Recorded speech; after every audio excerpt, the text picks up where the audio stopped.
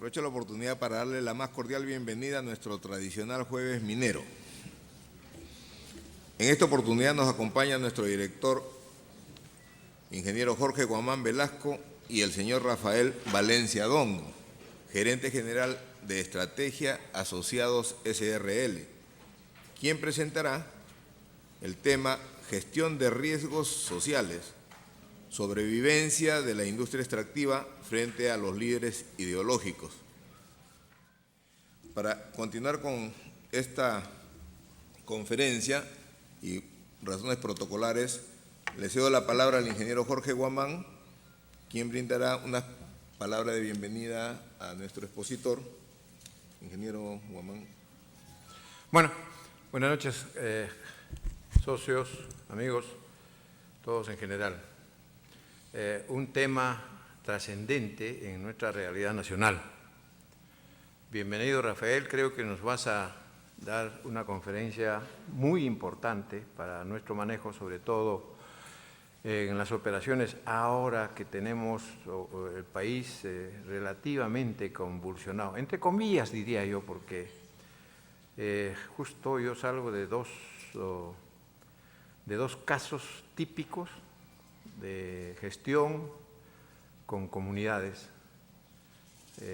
Una creo que me ganó y la otra ganamos nosotros, pero entre comillas ganar, ¿no? O sea, nos han puesto dificultades y creo que este tema es importante, el manejo. Y para este manejo realmente se necesita inversión. Es lamentable que hay que gastar más dinero solamente por algunos caprichos, unos mandatos, una idea que mucha gente mal informada relaciona la minería con contaminación, porque la minería moderna realmente ya no impacta, sí, pero no contamina. La minería moderna no contamina, señores. Tengo casos específicos que con una empresa que manejé hace poco hemos hecho una demostración de que sí, va el agro, inclusive la cría de truchas con agua de mina, que lo hicimos nosotros, muy interesante y que sí, funciona. Pero todavía, o no todavía, hay bastante de esta relación de la gente mal informada, de las personas, de las comunidades mal informadas, que necesariamente relacionan a la minería con contaminación. Yo creo que este manejo debe ser inteligente y creo Rafael nos va a dar algunas pautas muy interesantes para esto. Y lamento que hemos coincidido con el aniversario de la Sociedad Geológica, por eso que muchas personas no han asistido, porque realmente esto debía estar bote a bote. La Sociedad Geológica está de aniversario, están de fiesta, ellos también tienen su público. Nos han jalado la mitad de la gente. Bienvenido, Rafael, y adelante. Muchas gracias.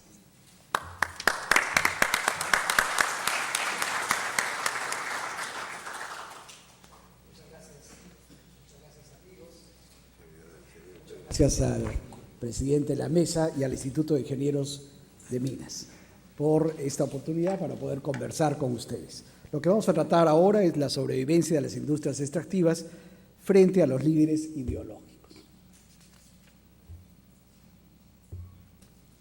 A ver si me entiendo con la tecnología.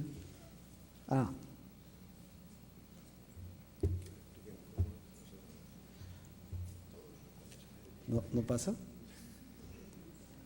A ver si alguien me ayuda, presidente. Con el lapicero. Ok.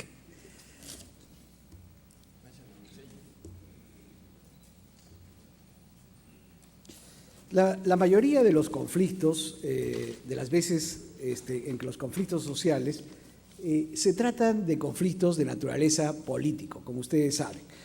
Allí hemos tomado, por ejemplo, una foto de un conflicto de una protesta en Cajamarca. Ustedes vean ahí el tema del SUTEP, van a ver ustedes ahí también un letrero de agua van a ver otros letreros de comunidades. Generalmente la carátula de esto se trata pues de contaminación, se trata de agua, se trata de asuntos en realidad de naturaleza ideológica.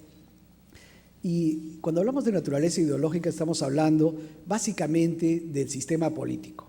De lo que se trata es de cambiar el sistema político, esencialmente el tema económico, sobre los recursos extractivos o los recursos naturales, a quién pertenecen y quién los puede explotar. ¿Qué cosa es lo que ha venido sucediendo a lo largo del tiempo? Si hiciésemos una línea de tiempo, las empresas han pasado de un manejo cauteloso, donde el estilo era más bien sutil, ¿no? El clásico no despiertes al perro, cuando en realidad el tema ya estaba absolutamente claro que nunca estuvo durmiendo, sino estuvo más bien engordando. Y allí el mensaje principal era el mensaje de que minería es igual a desarrollo, que minería es igual a canon, que minería es igual al 14% de las exportaciones. Este mensaje, algunas empresas todavía lo siguen teniendo, ¿no? Evidentemente, ya hay algunas empresas que a lo largo del tiempo han ido transcurriendo y pasando a otras formas de combatir a los ideológicos que se oponen a la inversión y al desarrollo. La intensidad en este caso es bastante baja, es una respuesta baja. Hay algunos otros en el tema a lo largo del tiempo que han pasado más bien al manejo defensivo, en una actitud defensiva, y más bien entonces el estilo pasa a ser reactivo. Me atacan, me defiendo, y entonces publico comunicados, hago asambleas, hago lobby, pero me defiendo. En cuanto al mensaje, ya tienen otro tipo de mensaje. No somos el problema, pero queremos ser parte de la solución. Entonces, yo no tengo un problema de agua, no contamino, no acabo con el agua. Sin embargo, voy a generar represas. ¿Para qué? Para luchar contra ese concepto que se está acentuando en la comunidad. Entonces, no quitamos el agua, pero construimos represas. La intensidad, en este caso, aumenta a una intensidad de respuesta media. Ahora se ha pasado más bien, algunas empresas, por supuesto, a un estadio dialogantemente activo. Es decir, a un estadio en el que se construye el futuro sobre la base de adelantarse a los hechos. ¿Qué significa esto? El uso de inteligencia predictiva. Y esto es un poco lo que vamos a ver ahora. Cómo adelantarse, porque sobre la base de saber quiénes se opondrán, cómo actuar y cómo producir conductas que nos lleven precisamente a poder llevar adelante las inversiones que generen desarrollo. En cuanto al mensaje, ya entonces pasa a ser un mensaje competitivo, una comprensión que el ataque y defensa son de naturaleza política. El ataque viene esencialmente de lo que se refiere al socialismo del siglo XXI, ¿no es cierto?, que está triunfante en la mayoría de los países de Sudamérica, y la defensa viene también es política, pero ojo, política pero no partidaria, ¿no es cierto? Estamos hablando que la empresa se defiende políticamente, pero no desde el punto de vista partidario. ¿Por qué? Porque está en juego la sobrevivencia de la empresa y además del sector. Estamos hablando entonces de grandes inversiones mineras, 1.000 millones, 4.900 millones, que se multiplican por 0, ¿no es cierto? Ya no se está hablando de simplemente de una negociación, sino una multiplicación por 0. Entonces ya está en riesgo la sobrevivencia propia de la empresa.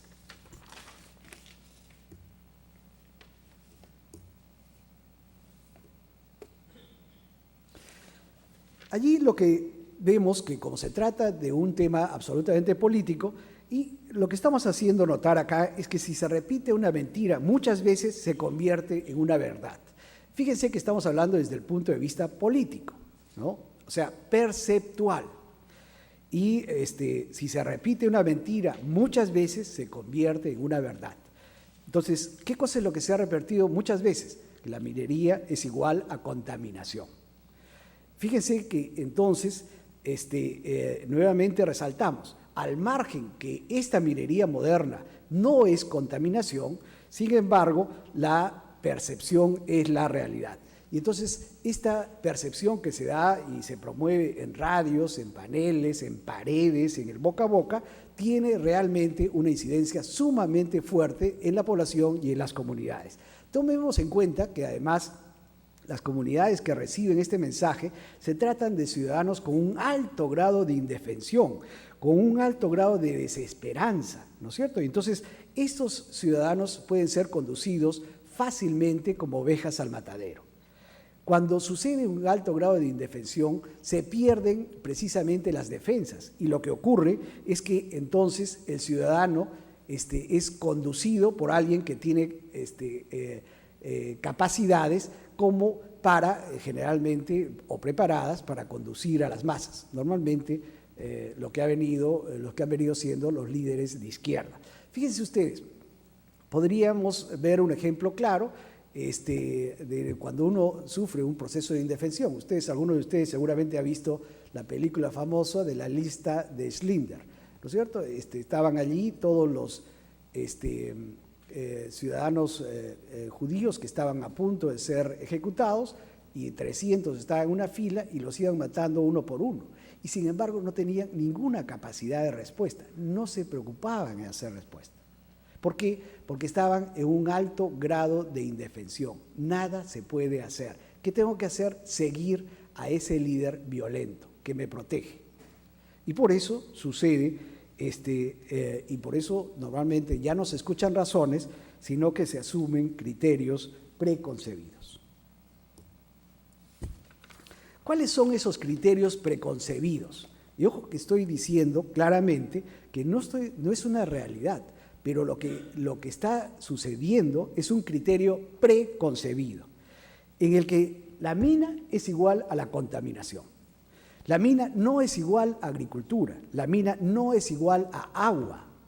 La semana pasada dicté una conferencia en la Escuela de Altos Oficiales, una escuela de altos oficiales de las Fuerzas Armadas, para coroneles, en un curso que dura 7 meses referido a estrategia.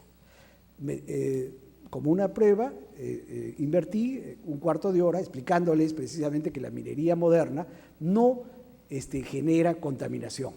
Bueno, casi perdí mi tiempo, porque luego de esos 15 minutos pregunté nuevamente, entonces, ¿la minería a qué es igual? A contaminación.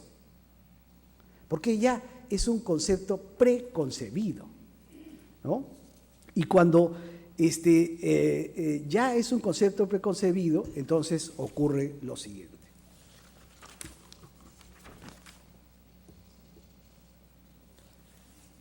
¿Qué cosa es lo que vemos actualmente en la estrategia actual? Que es, en mi concepto, un enfoque errado.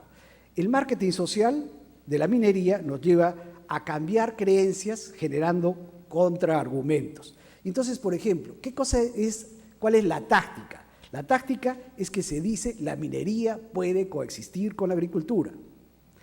Y entonces, ¿qué funciona para eso? Traigo expertos del mundo para que expliquen claramente que la minería puede coexistir con la agricultura, ¿no?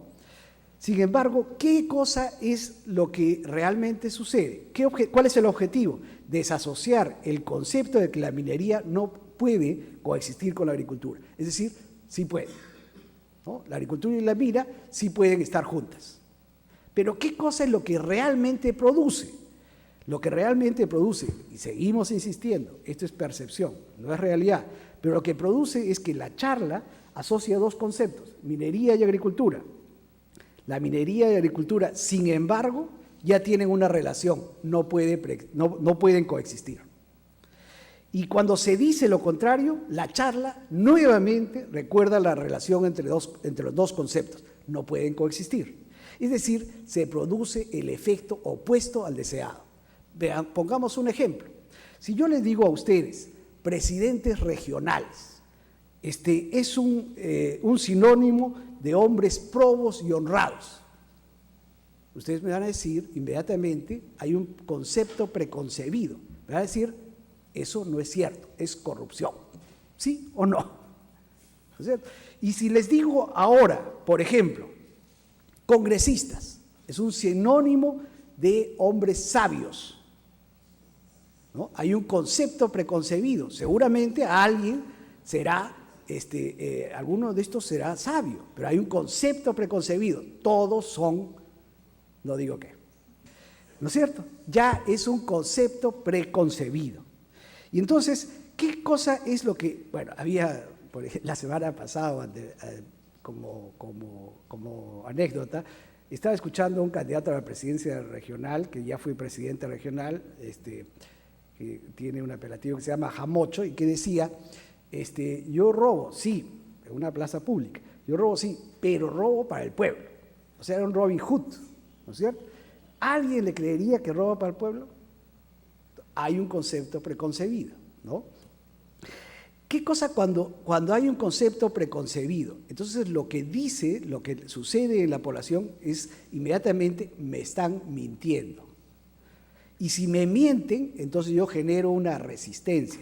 Y si genero una resistencia, entonces yo genero una conducta. Entonces hago una manifestación para estar en contra. Y esto, entonces, lo que hace es generar una complementariedad entre los antisistemas y la acción de los mineros. Es decir, realmente, políticamente, el sector minero termina trabajando para el sistema antiminero, increíblemente. ¿Qué es lo que se propone? Cambiar el concepto de cómo abarcar este problema. Pongamos un ejemplo. El concepto preconcebido por el consumidor respecto a Coca-Cola. De Coca-Cola se han dicho muchas cosas. Algunas, por ejemplo, que sirve para sacar el óxido de las tuercas, ¿se acuerdan ustedes? Otras para desatorar baños, ¿cierto? Pero quizá la última y la más importante es que se refiere al tema de la obesidad, ¿no es cierto? Porque genera el azúcar, genera diabetes, y entonces, ¿qué cosa sería una opción? Traer a expertos del mundo que digan y expliquen claramente que no es un tema de obesidad. Claro, obviamente, si me tomo 10 gaseosas es como si me excedo en tomar 40 panes. Siempre el exceso es malo, de cualquier cosa. Pero, ¿por dónde se ha ido Coca-Cola? Coca-Cola no va para desmentir falsedades, donde ya les ganaron la batalla. Es decir, ya hay un concepto preconcebido, ya les ganaron la batalla. Lo que hacen es escoger otro campo donde ellos están mejor apertrechados. Y entonces Coca-Cola, inteligentemente, ya no va para decir no es obesidad, sino van más bien al tema de vida saludable. Y entonces el objetivo de la campaña es asociarlo con otro concepto y no combatir el concepto preconcebido. Entonces, ¿qué es Coca-Cola ahora? Un energizante, la tapa verde, que ustedes van a ver, en Argentina está muy fuerte, la familia, la canchita de fútbol. ¿Qué cosa es esto? Por ejemplo, esto. 149 calorías, sí pues, pero son para disfrutar 22 minutos de bicicleta. Es decir, estoy yendo por otro concepto. No me estoy defendiendo, no estoy diciendo que no engorda. Lo que estoy diciendo es que absolutamente es necesario para gozar de la vida, para hacer precisamente una vida saludable. Entonces, quiero plantearles a ustedes un ejemplo, una propuesta, una estrategia de comunicación, asociar la mina a otro concepto. Dejemos de lado por momento mina igual agua, mina igual desarrollo. Asociémoslos a otro concepto, por ejemplo, el trabajador y su familia. A 4.000 metros de altura, ¿quién más está? La mina, solamente la mina. Entonces, ¿por qué no podemos trabajar el concepto de la mina como parte de su familia? O sea, una familia que trabaja para tu familia, una familia que protege a tu familia, una familia que lucha por tu familia, una familia para tu familia. ¿Eso qué debiera producir? Una actitud de gratitud y respeto hacia la mina, pero a su vez una actitud de reconocimiento al trabajador. Eso, a su vez, debe llevarnos a la fidelización del trabajador y sus familias. Fidelización suena quizás un poco raro, pero amigos, en todas las empresas, en todos los sectores existe fidelización. Debe haber alrededor de 1000 tomos, básicamente de marketing, referidos a la fidelización de dos públicos, el externo y el interno. Pero al parecer en el sector extractivo no se emplea este tema de la fidelización. ¿Han visto ustedes algún momento en que el trabajador dice: yo amo a la mina tal, yo amo a la mina Oscar, yo amo efectivamente a tal yacimiento? Acá quiero, por ejemplo, la semana pasada estuvo un ingeniero muy reconocido que le dicen, acá mi amigo Isaac me ayudará, que le dicen el ingeniero el maestrito, ¿no? Él me contaba que él era un hombre que había salido hace 20 años de Cerro de Pasco, pero tenía grabado en su pecho Cerro de Pasco y en la frente Cerro de Pasco. ¿Por qué? Porque en ese entonces había determinadas, seguramente, actos que habían permitido fidelizar a este ingeniero. Veámoslos, por ejemplo, en el caso de otro tipo de productos. Por ejemplo, el amor hacia el Perú. ¿Ustedes creen que ha mejorado notablemente, que esto es un asunto de generación espontánea? ¿Esto es un asunto de ósmosis? Ustedes saben perfectamente que no.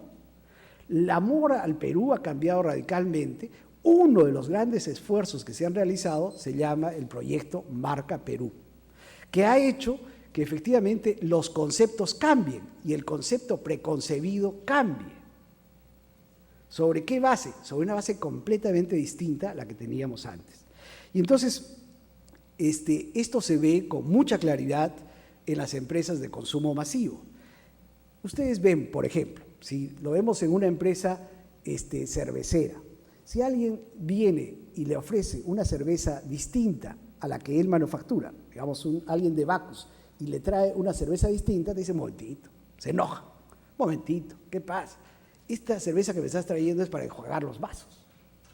Vamos a la tienda y compro la que realmente es buena, la que yo fabrico, ¿no? Si esto sucediese con la mina, ¿pasaría lo mismo? Momentito, tú no te metas con esa mina, es extraordinaria. ¿Sucedería lo mismo?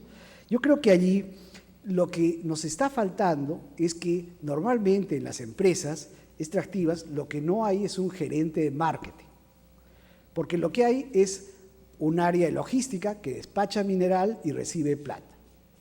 Pero no hay un gerente de marketing que maneje dos públicos, el externo, que una empresa extractiva no existe, pero el interno sí, que son los trabajadores y sus familias, que en ese caso también debieran entonces ser conquistados, ser fidelizados, donde un trabajador claramente es fidelizado, ¿no? ¿Dónde se ve claramente que un trabajador de una empresa extractiva es fidelizado? En la seguridad, por ejemplo.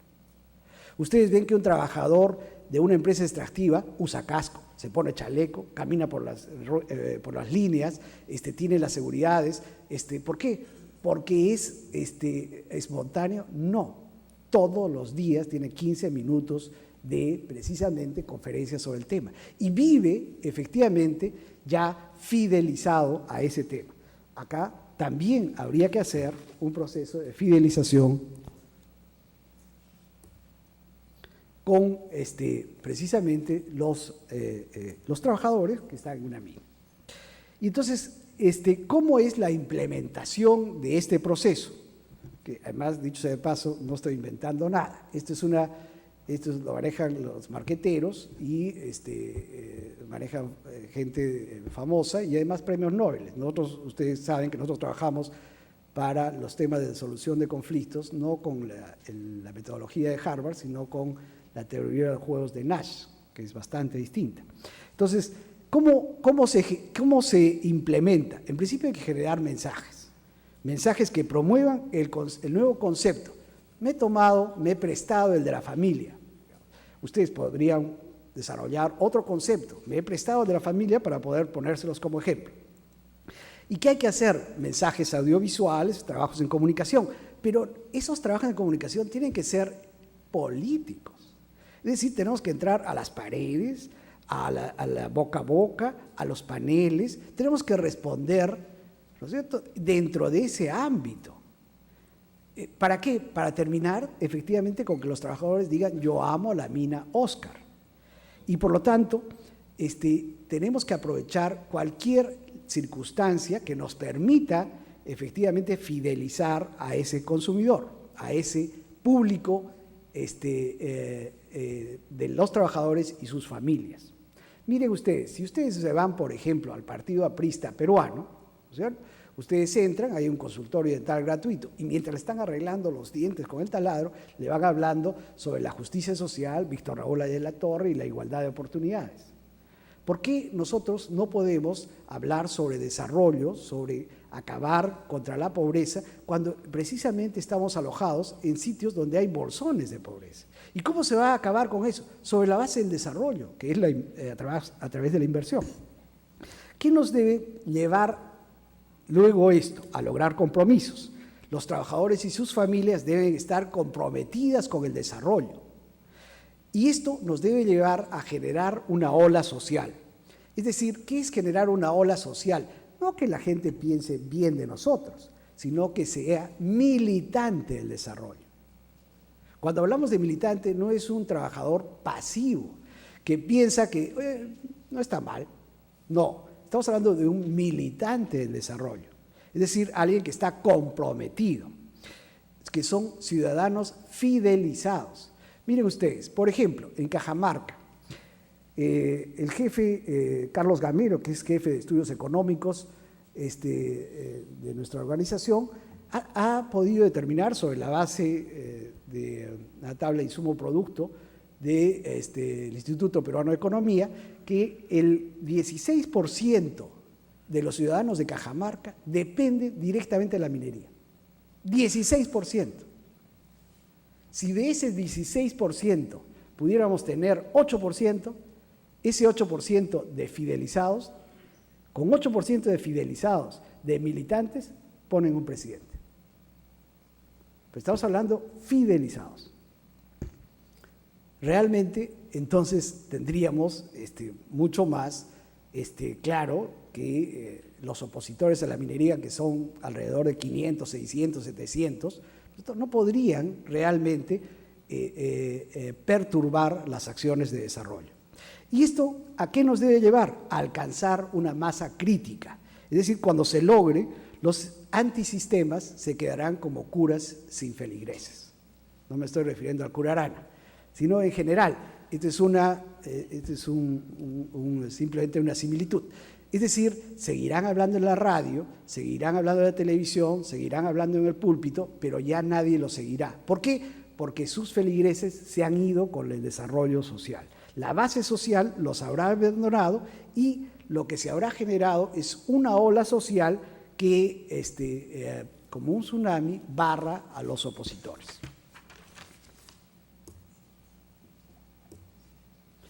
¿Qué tipo de opositores hay? Las conductas son claramente identificables. En principio hay un líder ideológico, ¿no es cierto? Estos líderes ideológicos son nacionalistas, no creen en la inversión como motor del desarrollo, son estatistas y nadie los hará cambiar. Seamos claros, nadie los hará cambiar. Si ustedes pretenden, pierden su tiempo. En nuestro concepto, la única forma es dejarlos como curas sin feligreses, es decir, quitarles la base social, porque la base social se ha ido hacia el desarrollo. Allí tenemos personajes como, por ejemplo, el famoso cura Arana. Hay también los líderes pecuniarios, ¿no es cierto?, que su negocio es hacer conflicto. Y entonces, evidentemente, ante estos personajes, lo único que queda es ponerlos en evidencia ante la comunidad, de tal manera que se vea que no son precisamente que están luchando por la comunidad, sino que están luchando por su bolsillo. Cuando se ponen en evidencia, entonces sucede lo que ha pasado en Ancash, lo que ha pasado en otras regiones rápidamente. Y el tercer líder es el surfista, ¿no? El surfista, en realidad, son la mayoría de los líderes opositores, generalmente políticos. No son opositores a la inversión, tampoco están a favor de la inversión, simplemente toman su tabla y se suben a la ola. Si este es a favor, se suben a la ola a favor. Si este es en contra, se suben a la ola en contra. ¿Son un problema? No son un problema. El problema somos nosotros si no tenemos la capacidad para generar la ola. Entonces, en realidad, los tres tipos de líderes no son un problema, el problema somos nosotros. El líder surfista, la ola se la tenemos que generar nosotros y ya deja de ser un problema. El líder pecuniario, al ponerlo en evidencia ante la base social, tampoco es un problema. Y el líder ideológico, al dejarlo como curas sin feligreses, tampoco es un problema. Por lo tanto, no hay problema, el problema es de nosotros. Hemos hablado sobre la fidelización de los trabajadores y sus familias. Hay comunidades en que, ya no estamos hablando, por ejemplo, de Cajamarca, que el 16% es directamente vinculado con la mina. Estamos hablando de lugares donde el 40, 50, 60% es vinculado con la mina, ¿no? Ahí hay todavía muchísimo más que lograr fidelización. Pero no solamente ahora veamos el tema de fidelización de la base social, que es lo más importante. Ahora también hay una oportunidad de oro, que es la fidelización de las autoridades. A esto nosotros le llamamos alcaldes guaguitos. Los alcaldes guaguitos son, bueno, en general, los guaguitos, no sé si en todas partes, pero por lo menos en Arequipa, un guaguito es el que ha nacido, ¿no es cierto?, y está vulnerable, necesita de su mamá o necesita una protección de la familia, ¿no es cierto? ¿Qué va a pasar el 6 de octubre? El 6 de octubre se producen las nuevas elecciones. ¿Qué va a suceder? El 80.4% estadísticamente no va a ser reelecto. Ahora, con este problema de corrupción y que está saliendo, yo les aseguro que por lo menos va a llegar al 87 o 90% que no va a ser reelecto. Y entonces la autoridad va a ser nueva. ¿Qué va a haber pasado? Desde el día de hoy hasta el 5 de octubre, ¿no es cierto?, lo que hay es una campaña electoral donde los candidatos se acuchillan entre ellos. Uno se dice corrupto, el otro se dice incapaz, etcétera, etcétera, etcétera, ¿no es cierto? Cuando gana el nuevo, tiene dos serios problemas. Uno, las bombas de tiempo que le va a dejar el anterior.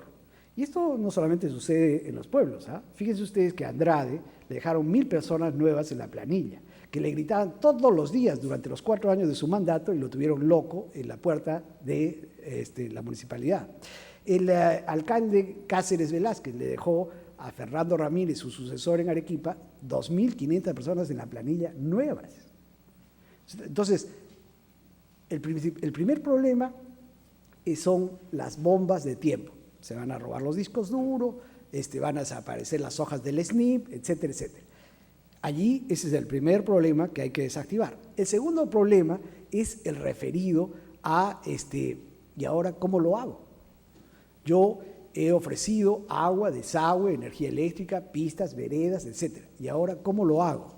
Si yo he sido comentarista radial, he sido un maestro, un trabajador del transporte, y ahora ¿cómo lo hago? Porque administrar la hacienda pública es bastante complejo, ¿no?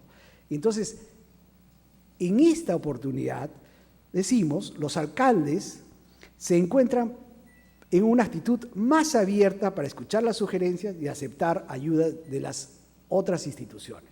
Si nosotros nos acercamos a ellos y disminuimos claramente y rápidamente su disonancia cognitiva, es decir, su incertidumbre respecto a esos dos temas, las futuras bombas de tiempo que van a estallar con la Contraloría General de la República y el tema de cómo hago el cumplimiento de mis planes, entonces habré bajado radicalmente la incertidumbre y no diré que ustedes pasan a ser sus madres, pero sí diré que les van a tener una enorme gratitud y ustedes se van a convertir en articuladores precisamente del desarrollo de esa comunidad.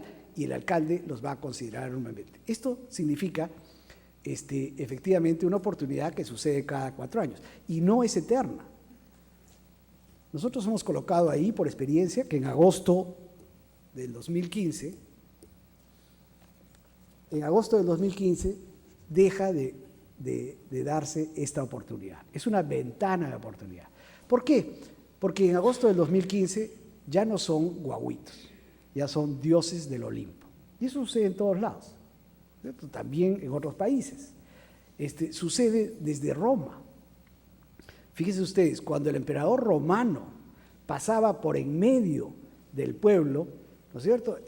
Y todo el pueblo le decía Ave César, salud César, ¿no es cierto? Siempre tenían atrás un esclavo que le iba azotando y le decía, recuerda que eres mortal, recuerda que eres mortal. Igual sucede en general con los políticos. Viene una enfermedad o un síndrome que se llama el síndrome de Ibris, largamente estudiado en todo el mundo, que significa que pasado un periodo donde son vulnerables, yo era comentarista radial y no sé cómo se maneja la hacienda pública ahora, después de 6 o 7 meses soy un recapo manejando la hacienda pública. Ya tengo 10 abogados o tinterillos detrás mío y ya no necesito apoyo, ¿no es cierto? Es lo que sucede con otras autoridades. Hasta que están como guaguitos, necesitan apoyo. Después de eso, alguien va y les pide 4 horas de cita y comisión investigadora, ¿cierto? Entonces, hay una ventana de oportunidad también para fidelizar y promover el desarrollo hacia las comunidades. Una buena forma de fidelizar también, y con esto ya voy a terminar, son el tema de las obras por impuestos, que ustedes ya conocen muy bien, la ley 29230, que se refiere a el poder generar obras a partir de los impuestos. En vez de pagar los impuestos, se hacen obras para la comunidad. ¿Y qué sucede con estas? Decimos, este mecanismo permite desarrollar obras de gran envergadura en vez de pagar el impuesto a la renta.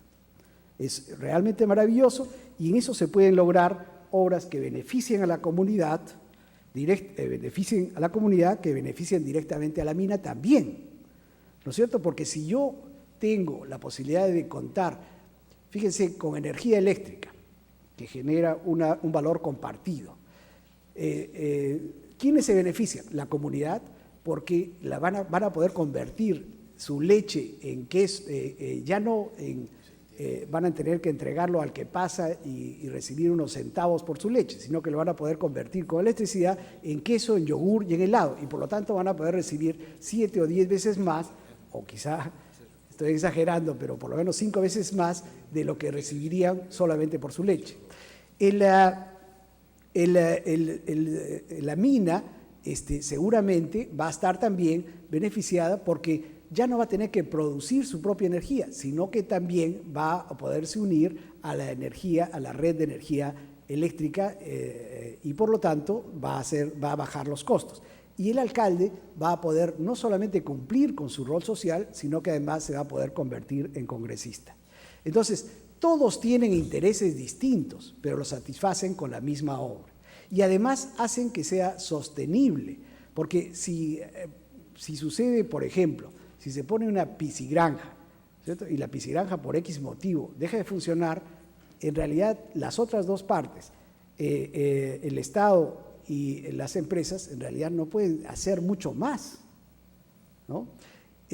Pero si se cae, viene un rayo y parte el poste, en el segundo está la comunidad, para que no se malogre la leche, está el empresario, para que no deje de operar la mina, y está el alcalde para poder cumplir con su rol social y con poder ser reelecto. Es decir, los tres se benefician en un esfuerzo compartido, y entonces nuevamente reiteramos, todos tienen intereses distintos, pero los satisfacen con la misma obra. Finalmente, el punto que es más importante, el tema de generar plataformas. Este es un tema que está referido enormemente al tema que hemos venido conversando durante todas durante toda la exposición, y esta es la última lámina además, que es la de generar base social. La mayor parte de las empresas extractivas están realizando una serie de obras fundamentales, ¿no es cierto? El tema de energía eléctrica, caminos, etcétera. Agua, ¿no? Pero en realidad tienen que tomar en consideración que no son ministros, no son el Estado, ¿no es cierto? Lo que esas obras tienen que generar son base social, ciudadanos fidelizados. No se trata de hacer la obra por hacerla, sino que el ministro. Para eso el Estado está organizado y la tiene que hacer. De lo que se trata es que si la hace el empresario, si interviene el empresario, si articula el empresario para que se haga, eso se tiene que convertir en ciudadanos fidelizados. Casi tendría que decir con claridad que debiera existir un ratio, tantos ciudadanos fidelizados por litro de agua, ¿no? Si no, lo que va a suceder es que vamos a tener un comportamiento, pongámoslo en términos sencillos. Si uno viene el hijo y le patea y le suelta un regalo y le patea más fuerte o dos veces y le suelta un carro, entonces la tercera vez lo va a hacer con mucha más fuerza, hasta que finalmente le va a decir, oiga, abreviemos, ¿qué miembro te tengo que amputar para que me des una casa? O sea, produce el efecto absolutamente contrario.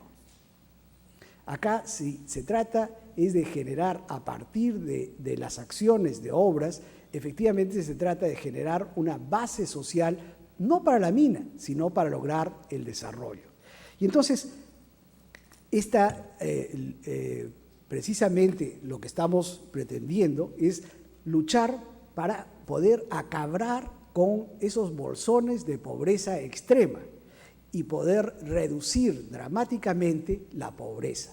Si eso lo hacemos porque creemos en ese sistema, y no es un sistema que nos estemos inventando, está instalada en la Constitución, a la que todos hemos jurado precisamente respetar, que es la economía social de mercado.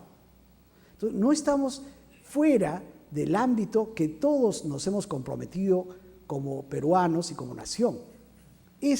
Si nosotros llegamos entonces a ganar a esos que pretenden cambiar esta Constitución por medios no lícitos, porque hay medios lícitos y los respetamos, pero por medios no lícitos, es decir, a través de la manipulación de las masas, entonces, con seguridad podremos encontrar ese Perú que todos queremos, en la que a través de la inversión logremos efectivamente que se pueda acabar con esos bolsones de pobreza que habíamos mencionado. Bueno, no quiero alargarnos mucho más. Muchas gracias.